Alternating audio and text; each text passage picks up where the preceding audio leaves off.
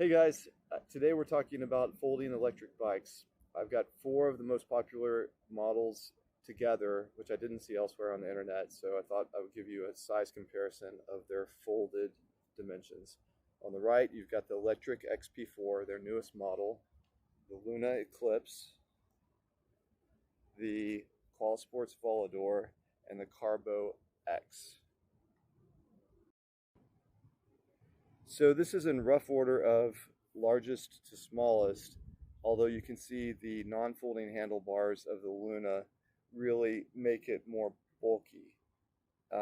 You can get folding handlebars. I've seen on forums where there's a stem that people use to fold those down, but still, for a bike that's a single person bike, it takes up a lot of space.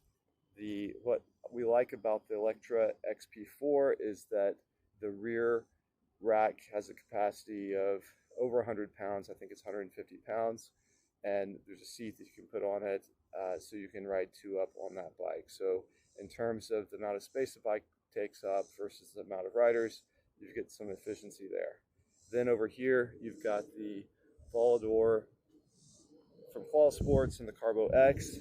They take up almost the same amount of room. The Carbo X here is pictured with the 10 amp hour battery that is longer. It's in the seat post, and so that's what's driving a lot of the larger package for the Carbo X. We'll go into a little bit of the performance of these bikes next. Before we go to performance, one feature of the folding I wanted to highlight is the way these bikes stay together when folded. It's a thoughtful detail that we found when you're manhandling the folded package. You really appreciate. So for example, the Carbo X has magnets that keep it together here between the back wheels. The Volador also has magnets. They didn't come shipped with this version. I think they're between the old version and an upgraded version of the Volador, but the manufacturer Qualisports sent me magnets after I purchased, and overall, we can talk more about it later, had fantastic customer service and communication. The Luna Eclipse and the Lectric Xp4 do not have the magnets, and I did find that it was a little wonky getting these bikes loaded when we needed to fold it up, because it was you had to concentrate on keeping them together and then also moving them where you needed to move them.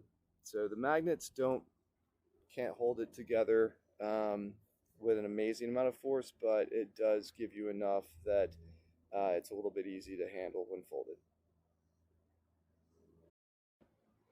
While these bikes are still folded, we wanted to go into a little bit more detail about the Lectric Xp4. This was the first bike that we bought, and we were really thinking about the added functionality that it brought to the table with a gigantic rear basket and this buddy seat, they call it, on the back. They are out of stock right now on buddy seats, so this is an aftermarket seat, but it works basically the same. And you can see on the bike itself is the front basket that is a little bit smaller, actually quite a bit smaller than the rear basket, but it interferes less with the folding. It does prevent it from folding all the way. The front basket does, but the rear basket gets in the way even more. You can still fold it, but you're unable to bring the wheels all the way together, so it's a little more bulky. And so we wanted to make sure to cover those. Right now we have a compromise of leaving one basket on, the front basket, and then when needed, we'll put the rear basket on when we're not taking the bike anywhere.